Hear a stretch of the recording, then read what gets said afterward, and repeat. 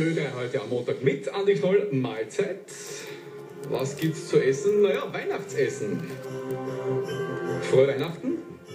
Orthodoxe Christen feiern heute Weihnachten. Srećan Božić. Über 300.000 Serbinnen und Serben zum Beispiel. Die Irina in Wien. Was gab's da gestern am Heiligen Abend zu essen? Das ist generell ein Fastentag. Also es wird zur Gänze auf tierische Produkte wird verzichtet.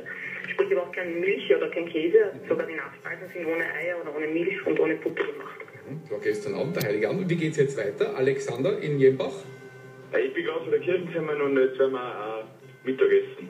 Und was gibt's? Ja, da gibt es Spanferkel, gibt's Pita heißt das. Das ist so ein Strudel mit Kartoffeln und Sarma, das ist so ein Kraut, eingerollt mit faschiertem Fleisch. Klingt hervorragend. Und dazu gibt's von mir ein Weihnachtslied. Welches magst du hören? Von Coldplay das. Dann wünsche ich dir ein frohes Weihnachtsfest. Vielen Dank, ja. Und jetzt einen guten Appetit, weil es ist ganz egal, ob man serbisch-orthodox oder katholisch ist. Essen, essen, essen. Es geht immer nur ums Essen. Oder?